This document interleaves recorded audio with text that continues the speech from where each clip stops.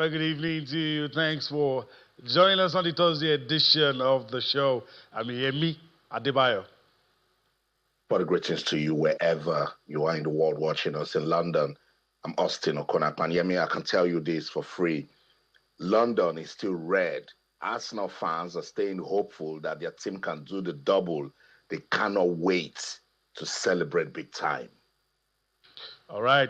We'll see what happens with that one. Of course, that will form a part of our conversation on the show tonight. But also, there's something I want you to talk about, even as we begin the show. But guess maybe I should just quickly bring in our Lagos guest into the conversation.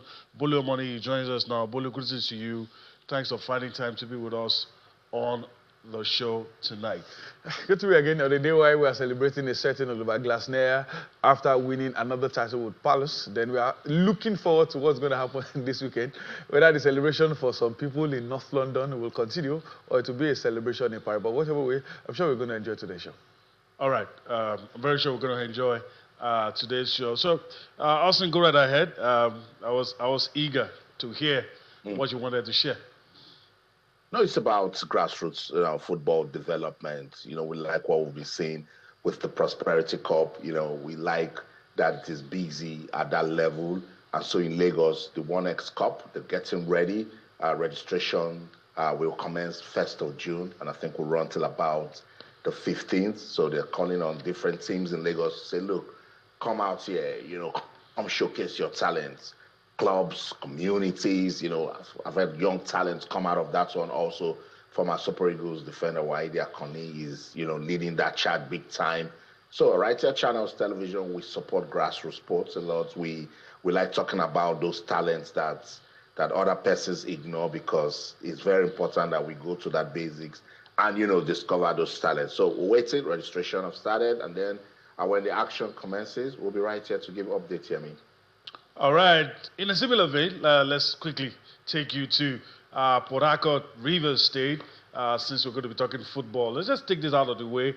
It's all about golf. The Nuremberger, Golf Classic, took center stage midweek. It was all fun and excitement and opportunity for people to gather professionals, business leaders, golf enthusiasts, in an atmosphere of camaraderie and shared purpose. Let's allow you to enjoy a report put together on this. We'll come back to talk some more on all of this.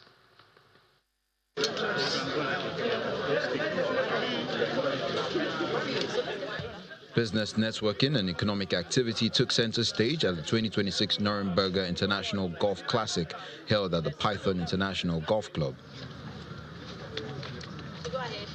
Yeah, go on, do a practice. Wait. Nuremberger, a leading integrated financial services group, is not only seeking to establish itself as a well-known institution, but also keen into the values that drive the game of golf. For us, this is an important partnership, and the whole essence of us partnering with the Python Golf Club is that we want to establish Nuremberger as a trusted brand in Port Harcourt, but at the same time, we also key into the values that drive golf, the discipline, the focus, and the attention and the networking that comes with playing golf. There are values that we ascribe to as an institution as well. So for us, it was a natural fit to partner with the Python Golf Club. Better shots. So we're here today to partner with Python Club 6th Division here in Port Harcourt Golf Club. So we are solely the sponsors of this tournament. True. So here we are today to network, to partner with the members of this club so that we can at least take pension services to their doorsteps. Why did your leg slightly? Because why did you say this way? Then relax your knee. You can't trust it. This on you be like this. The Python Golf Club welcomes Nuremberger's sponsorship. Now, if you look around you see different type of persons here. You see the caddies, you see the golfers, you see the intending pros, you see the professionals. Now, with corporate organizations like Nuremberger, we can always get better by the day. You know, see, sponsorship in sports has dwindled over the time. Now, if we find companies like Norimberger coming up with this, it's going to help the sports to gain the popularity it deserves. Angela, he was too far from the ball. He's going to throw it. Come a little bit closer. The tournament is part of Norimberger's long-term commitment to sports development, business networking and community engagement, with more editions expected in the future. This is our first time with Python International Golf Club, but we see it as the beginning of a journey because we want to make it very sustainable, such that from next year we are going to have a better, bigger and bolder competition, right? Golf is associated with precision, discipline, strategic thinking and professionalism, right? Those are the traits or attributes of a Norimberger person, and that is what we put together to deliver exceptional services to our clients.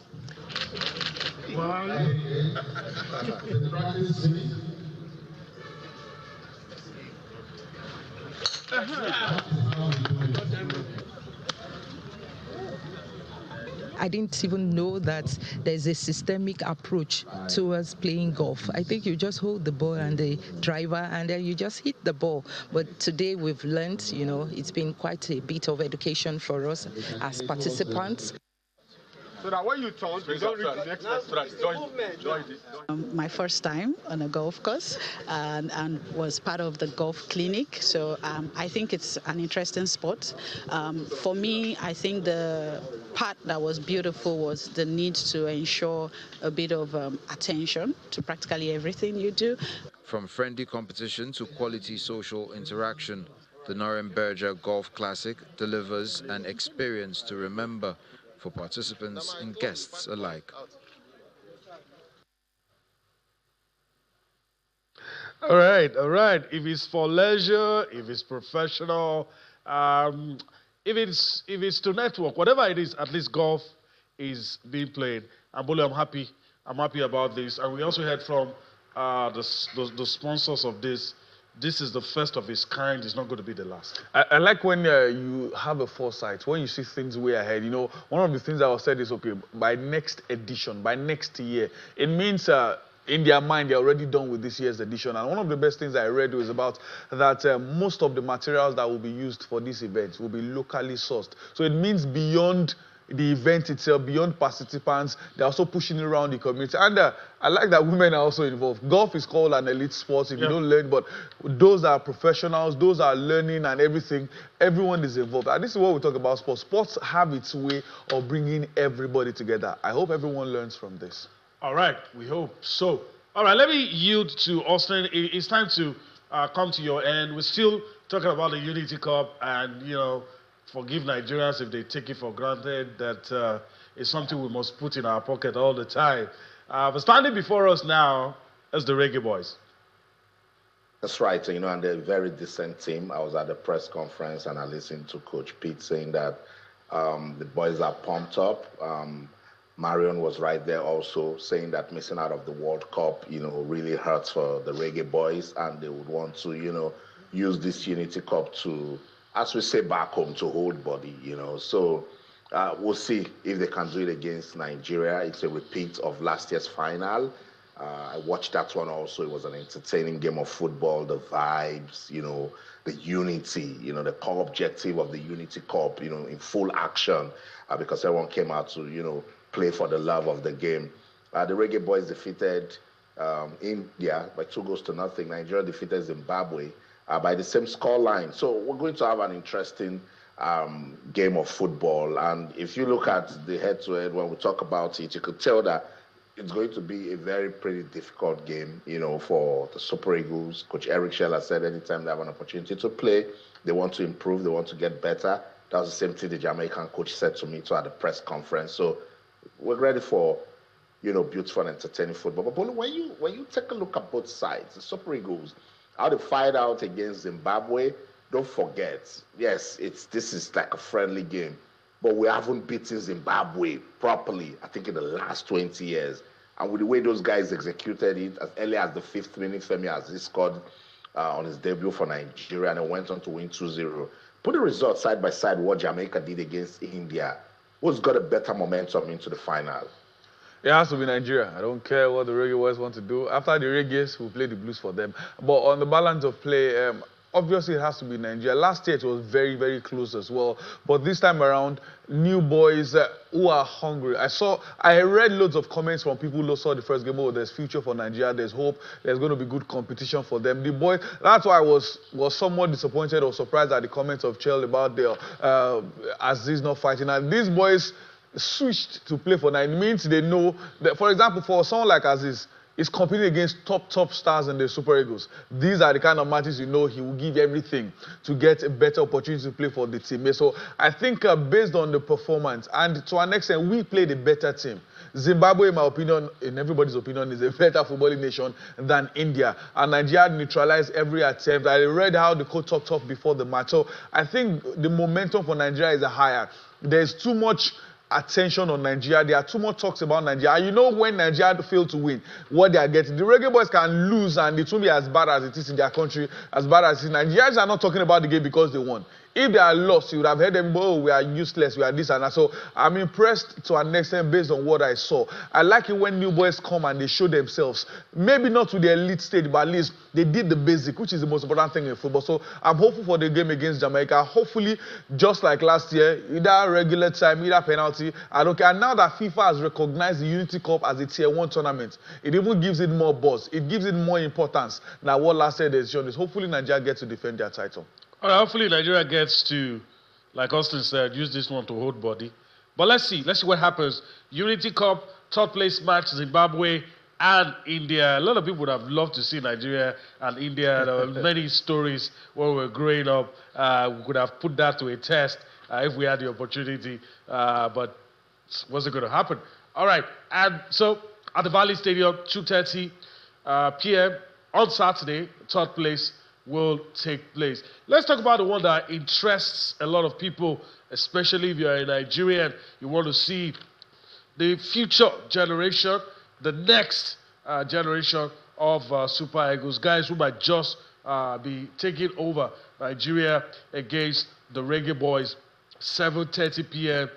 also at the Valley Stadium on Saturday. And I agree with Austin, matches between Nigeria and Jamaica historically have been very close. First experience I had of the Jamaicans was in '98 as a very young boy, seeing a second-string side Nigerian team play against the Reggae Boys, and we were expecting 5-6. We got only one, a goal by Rashid Yekini. And even at that, you know, we knew it was very, very tough. And even before that game, I think they beat Brazil or something along those lines. So expect a tough game, but like Bolu said, at the end of the day, whatever happens, hopefully it will be Nigeria taking the day. Let's look at the head-to-head just to show you what we've been talking about, how historically, how close it has always been when these two sides take to the field. In 2025, last year, Nigeria edged it 3-2. Of course, in 2004, a 2-0 victory. In 2002, it was a draw. 2009 was a draw as well. They had a pound of flesh over Nigeria in 2003. May 2003, they beat the Super Eagles of Nigeria. So these head-to-head matches between Nigeria and Jamaica. And hopefully we'll get to talk of Nigeria doing the job. But Bolu, I've had the pleasure of asking a few people, and I know you saw the matches. This tournament the purpose has been served, if you ask me. Because if we had brought our A-listers and we still play them, we are not learning anything. But do you think we've seen a few boys? Do you think we've learnt a few things? Yeah, we did. Remember last year when we had a few players, including the right back for Remo Stars then, one of the stars from the tournament was Ben Fredericks. Unfortunately, the injury picked up before the AFCON. Many Nigerians were not happy about it. That this boy, it would have been a regular, a starter for the Super Eagles. This is why we tell people in friendly matches, try new boys. One or two. I've said it a million times. If a top nation failed to qualify for any major competition, some of the players should not be called up anymore. Some of the players in Super Eagles should not get the chance, and not because they are useless like people say in quote, but we should have moved. If you are over 30, for example, you should not be at the next World Cup, except you are really, really at the top of your game, except you are a Ronaldo or you are a Messi. It means we should learn to move on. Players, I don't want to mention them, but there are some wingers, players that should not even get the chance. Again, in Super Eagles, it means there's an opportunity. For example, this Femi Aziz, he has sent a message, in my opinion, to Eric Chell that, oh, okay, if this ball on his debut can do something like that. I think there have been only 5 players that have scored a brace on their debut for Super Eagles. It's a message that, oh, okay, maybe he can have a chance in the Super Eagles. That's what a tournament like this is for Nigeria. I don't know about the Jamaicans, but for Nigeria, it's an opportunity for example, the Rangers play a defensive pair. It's an opportunity for them that, oh, okay, when some superstars in coach can't make it for some games or injury, we can bring in these boys. When you have the opportunity, the most important thing is do well, turn up, and you get your chance one way or the other. It also puts you on a bigger map. For example, NPFL players, only some of us are intentional about seeing them, know these guys. But some of them don't get the opportunity to see the world. And you play for Nigeria, you play well. As an NPFL player, you can get a contract to play for another team. So it's a win-win for the debutant to get the opportunity to play for Nigeria. All right. Let's go to Austin. You listened to Eric Shell, had a few things to say. How positive is Eric Shell about the developments within the Super Eagles, looking at some of the new players just busting onto the scene? He's proud, you know. I had a serious conversation with him off camera, and he told me that he loves the development, that his game project is looking real. And now when you bring 7 MPFL players, look, we underrate, you know, what it means to play outside Nigeria on a proper playing surface against international stars. That's why I want to big up Chibueze Oputa of Rangers and Kenneth Igbuke. I've been talking about these guys for quite some time now. And when you put them with European players and they're able to string passes, only 2 training sessions, yeah, I mean, that's growth, that's development. Goes to tell you that as a country, we're so blessed with talent. Our human resources base is massive, you know. So Eric Shell is pleased. He says that he wants to see this team keep growing, and that's why you see he didn't come out and start praising Femi Aziz that, oh, you did so, you did so. I said, no, you scored 2 goals, congratulations, but technically you made some errors. So it tells you that they're staying focused on the game, you know. The objective, he said, was to press. When you're not with the ball, you're pressing, you're making sure that when you get the ball, you're doing something with it, you know. So he's staying focused, and this is good growth, you know. And as Bolu said, to pass a strong message. There's Moses Simon in that team. There's Samuel Chukwueze. And now you have a Femi Aziz that has come into the team, gave us a brace. Remember, same thing Akko Adams did. When he came into the squad, boom, scored on his debut. The next game, he scored again, and Akko Adams is playing. Let's listen to Eric Shell on the show tonight. But you know, the reality since I took this job, we were supposed to qualify in World Cup, and we lost. We lost in the final of the playoff because we were tired. And in semi-final against Cameroon, against Morocco in AFCON, we lost this game because we were tired. So I need to bring some new player to change that situation. If for the other AFCON we arrived in semi-final and we are tired, I can bring some player who can make the difference. So I'm happy about all of these players because this is not easy for them to come for the first time and play a strong team like Zimbabwe. It was not easy, but they played well, so I'm happy for them. But the reality, this is only a 1 game. This is a friendly tournament. This is not the qualifier of the AFCON of the World Cup. So happy because they play well. Just this game. I just need some time to do my job, to scout some player of the league. I need some time to work with them. It can be a part of a sport project. After that, I'm not the guy or the instructor who said what I have to do. If you want, Mr. Nigeria, I want sport project, I'm here to do that. But the player, it was difficult for them, the new player, because maybe some of them, this is the first time that they come in Europa. So the pressure was high for them. But like I said earlier, I'm happy what they show me, what they show to Nigeria. So I'm just happy for that. But once again, this is only a friendly game. And this is not the World Cup qualifier or the qualification of the AFCON. So they need to work a lot. They need to understand. They need to try to understand what I want, what the official, what the technical staff want. And the high level is difficult. The high level is very difficult. So you see, we made some mistakes with the ball technically. Maybe five minutes before the end of the first half, we did a lot of mistakes with the ball. So happy for the result, but for sure tomorrow they will work out.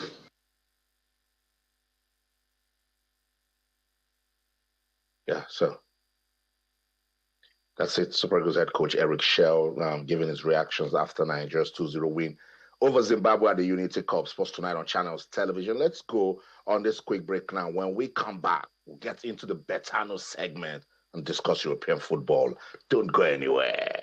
Stay.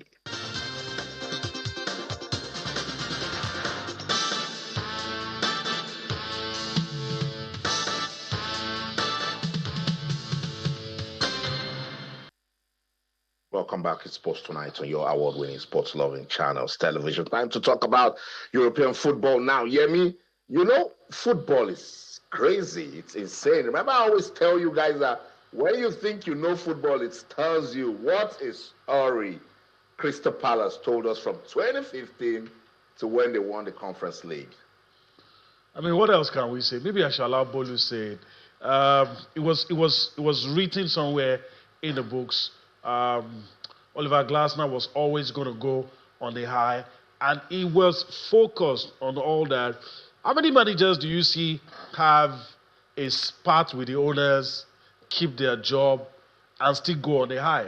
It doesn't really happen very much. I'm sure the owners of Crystal Palace will be biting their fingers now. How do we move on from here? In 2 years, this guy's won 3 titles for you. The FA Cup, the Community Shield, and of course now the UEFA Europa Conference League. They'll be thinking to themselves, because when you get to that level, you should not drop. Even if you can't win, you have to still maintain a certain standard. That's what will be going through their head. And Glasner is not a newbie. He's an OG. He's won the Europa League before with Eintracht Frankfurt, so he's not someone you push over anyhow. I think it's high-time managers or club owners. Sometimes you can have issues with the man, but don't let it affect your job. That's what Nottingham Forest suffered for a long time. Focus on your personal relationship. Yeah. Leave it aside from what's going on the field. All right, let's go on to talk about what has been a very, very interesting season in the English Premier League, and Arsenal might just be completing what some will say a wonderful season for England in terms of their club football. So I'll go across in a minute, just show to you finally the breakdown, how they finished in the Premier League and what it means for them, those that will be playing the Champions League, those that will be playing in the Europa League, and of course those that will be playing in the Conference League. Let me just quickly go across to show this to you. Of course, you already know. It's going to be Arsenal, Manchester City, Manchester United, Aston Villa, Liverpool in the UEFA Champions League for the 2026-2027 season, on the strength of how they finished in the league. Let's go to the Europa League. Of course, who has qualified for the Europa League? AFC Bournemouth, Sunderland, Crystal Palace, of course, on the strength of winning that Conference League. All right, so that's for the Europa League. And for the Conference League, of course, just one team in that one. But let me just quickly, okay, that's it. Brighton picking it up. Bole, I want to get your thoughts.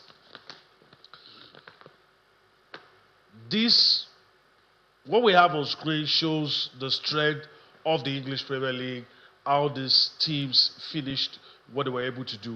But I want to ask you a question. Who could have been here if maybe one or two things? I know if and what if doesn't really matter, but if things had gone maybe a little slight change, who could have been here? Who should have been here? Let me throw some shade. So I've been one year team beside Austin. I won't mention anything that wears blue. I won't mention their name. But they needed 6 points in the last 9 Premier League matches. And they didn't to make it to Europa League. Was it even, I think, yeah, Europa League. And they got just 1 point. That's how, people don't know how bad Chelsea ended the Premier League season. They needed 6 out of 9. That is 6 points out of possible 27. And they still didn't Chelsea could not pick 6 points. So they are the ones that could have found a way into this. And it was a battle between the Premier League having 9 teams in Europe and the Spanish La Liga having the same number in Europe. But it was the Premier League who laughed last at the end of the day with the win for Crystal Palace. I think Chelsea, because this season in the Premier League, as much as we talk about the competition, it was not as stiff as it used to be. For example, Sunderland came to the Premier League, they're playing in the Europa League. Bournemouth have never been here before. They're playing in Europe. So these are opportunities. But I said it, I think a while back, that if Man United, as poor as they started, should finish ahead of you, it shows how bad your season has been all through. And look at Chelsea. No Champions League, no Europa League, no Europa Conference League. And you tell me why some of the players say they want to leave. Yeah, they have the right to say that. It could be a blessing in disguise, though. But let me go to Austin and talk about... You talked about Olivier Glasner, so let's talk about him. What a season he's had with Crystal Palace. You look at what we have behind us here, teams that made it to the Champions League.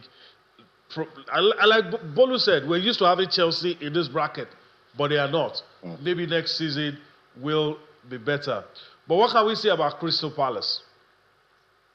I mean, Crystal Palace just, told us once again how incredible football can be, that in our world of sports, impossible is nothing, What a story. Remember that controversy, that cast ruling, and then Crystal Palace was dropped from the Europa League to the Conference League. And voila, they are champions, A team that lost Eberichi Eze. I think Michael will say, and you think that it would have just been done. They finished 15th on the Premier League table, but everyone is talking about them, celebrating them. Oliver Glasner did a great job with that team. What a story. Mateta, fantastic player. Watson, fantastic player. I don't know what he has done with that team, but he's a coach that should be respected, and this is how to live. You live on the high, Take a bow, Glasner. I've looked at that club. Each time whenever I visit Crystal Palace and I go to the stadium, it's not your super of a club here, me. And some way, somehow, they got us talking in 2025 and 2026. That's what it means to build and sustain momentum, It will be missed. Wait to see what's next with his career. But let me end it this way. I was looking at Chelsea, and Bolu did a fantastic analysis. But what can we say about Newcastle? That's an implosion too. That's an implosion. Thank you for bringing it up. They should be in that bracket as well. And Eddie Howe should be lucky if he keeps his job. But since we're talking about Oliver Glasner, let's quickly listen to the man. When we come back, we look at the run that Crystal Palace has had, the run that took them to where they are. But first, let's listen to the party manager, Oliver Glasner, and of course, you see on your screen moments from that 1-0 victory over Rayo Vallecano in the final of the UEFA Conference League. But of course, the man that everybody is celebrating, departing Crystal Palace manager Oliver Glasner. Let's get his thoughts. 100% conviction, so I can't do anything alone. I could be the best magician, it wouldn't work without the players. And so it's all the players deserve all the credit, because they have to listen, they have to trust me and myself and the staff, of course. They have to work very hard, and I think every player will tell you that I'm very demanding. So if things don't go how I think they should go, or if players probably drop the standard by 1 or 2%, I can't accept it. So this is just, and then sometimes they're a little bit upset with me, and that's fine. But at the end, I think they know that I want the best for every single one, and I want the best for the team. And this, as soon as everybody understood this, we just created a fantastic spirit, and we always increased the standard, and we were said, okay, we don't drop it anymore because it makes fun, yeah, and we see what is possible. And this is what I see as my job, to get everybody aligned in the way we are playing, in the way we are defending, in the way we are attacking, and to get everybody aligned in the mindset we have. Yeah? And therefore you need great, of course, talented football players, but you need great characters, because they have to follow, and so they deserve all the credit. And at the end, it's now with 1 year delay that Crystal Palace, the players, the club and the supporters get what they have deserved last year after winning the FA Cup, and that's a spot in the Europa League.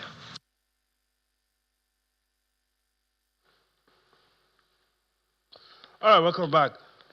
Let's look at the glorious journey, Crystal Palace's glorious journey under Oliver Glasner. This is a man that lost Michael Olise, lost Eberechi Eze, lost Magay, and in the last 2 seasons, still been able to win the FA Cup and also win the UEFA Conference League.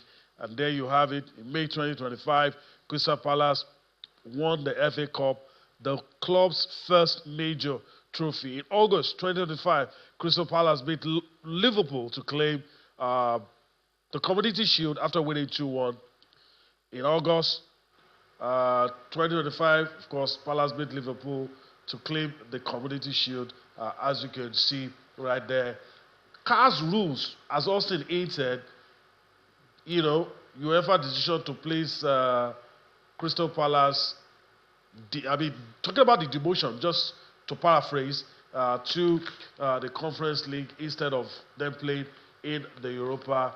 May 26th, of course, they went to the Conference League final and they won the conference. This is just the trajectory of Crystal Palace. We can wax lyrical about Glasner and what he's done, and it's going to be a tough act to follow. I don't know who Crystal Palace is bringing, but now the fans have tasted success, and I'm not sure the guys at Selhurst Park will accept anything less. Austin.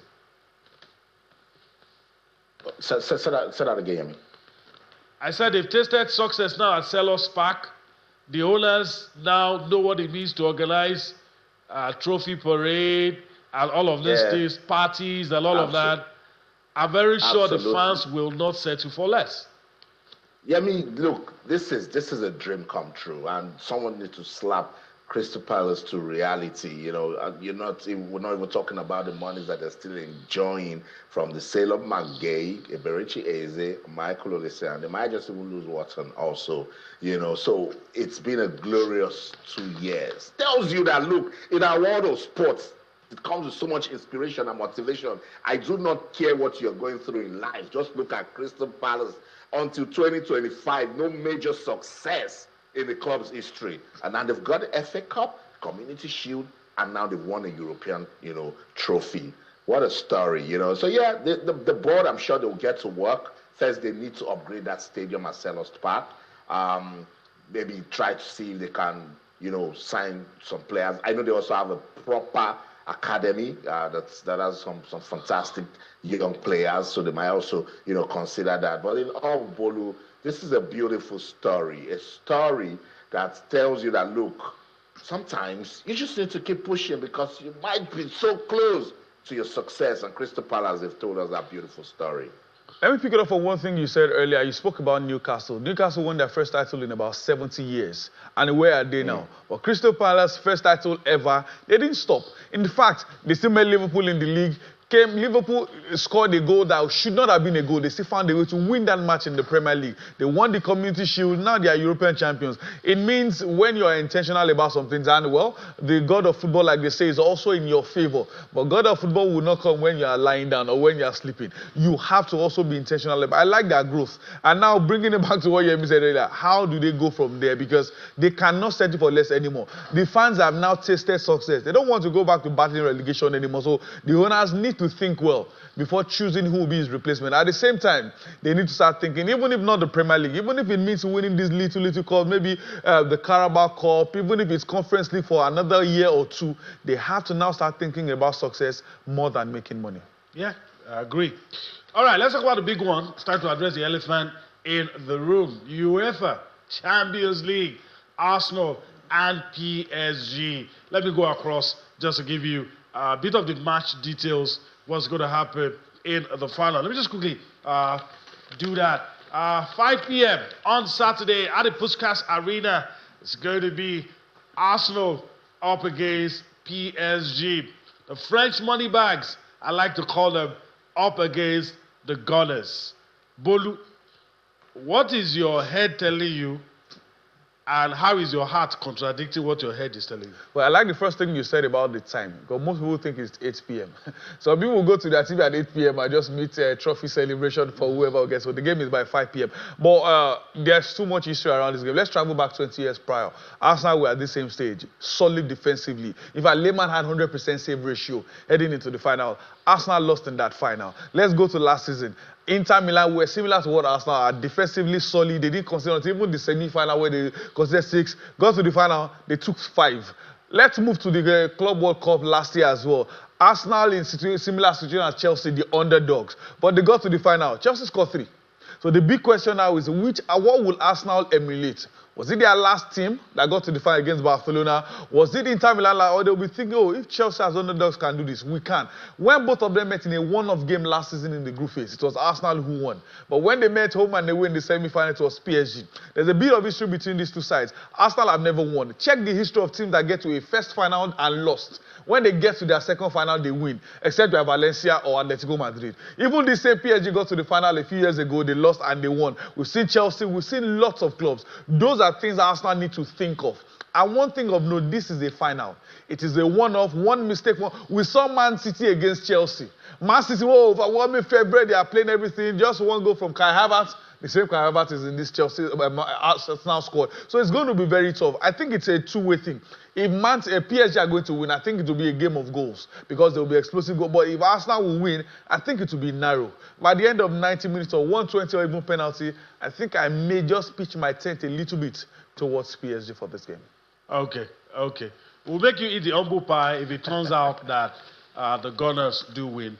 But also, before we close this segment, maybe in a minute, if you can, is your heart in agreement with your head on this one? I think I'll just stay professional and let, the statistics, do the analysis for me. And if you take a look at it, PSG and Arsenal will be facing each other for the 8th time. 1, 2, 3, 4, 5, 6, 7, 8th time in all competitions.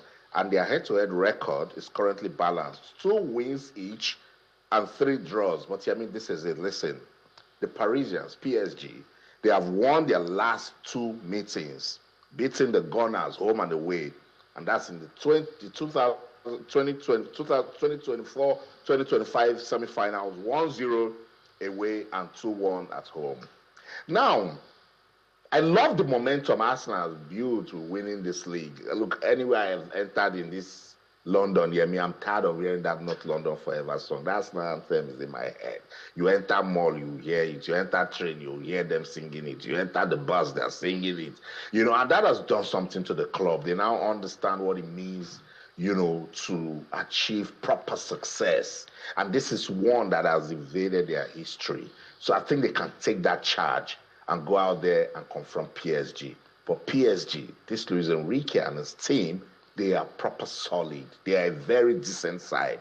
They're an attacking side from start to finish. Their offensive football is admirable. But Arsenal, on their good day, can also play offensive football and go on to win. So that's why I said I want to stay professional. That's why I had to go with the statistics. And the statistics shows that it can go anywhere. So the team that shows character, the team that says to themselves that, look, let's make history. Now, I'm saying that because if PSG wins it, it'll be so solid.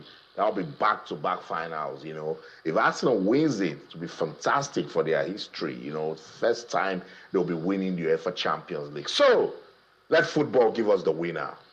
All right, let's football give us the winner. All right. We're going to take a breather, and that takes us to the end of this segment. You see us on the other side as we wrap up the show.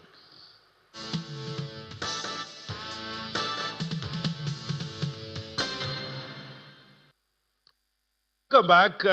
Before we wrap things up on the show, let's spend a minute or two to talk about the FIFA World Cup. It's beginning to hot up. And I want to get Bolu, probably Austin, talking about the Seleção, Brazil.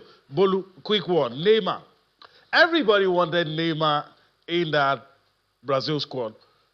But because of his injury profile, we always knew it was going to be problematic. Now we are hearing he will not play the first game.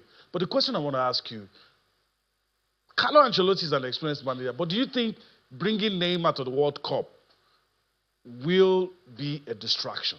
Or someone confirmed report saying he was called by the president to add Neymar to the squad. And if your president calls you to do something, you literally have no choice. But it's like they will say, like one spanner lost. One player out of 26 should probably not be a problem. That is his presence, encouragement here and there, that's what he's meant to do. But the problem I had with, why did they drop João Pedro? No Brazilian player has scored him this season. I was shocked he took Ryan, who scored 5 over him. But as the boss, he knows what he wants to do. Even Thiago Jesus. Yep.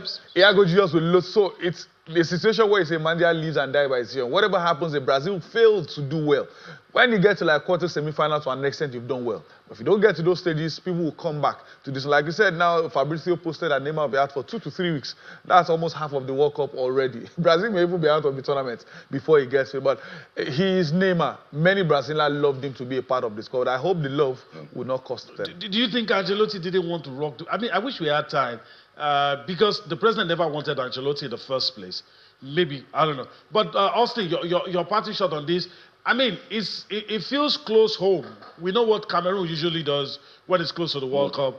Is either you bring this man, Roger Miller, and what's the other guy that wears number 10? Even if he has one leg. So we're used to Cameroon doing that. Yeah, name again beats me now. Yeah. Okay.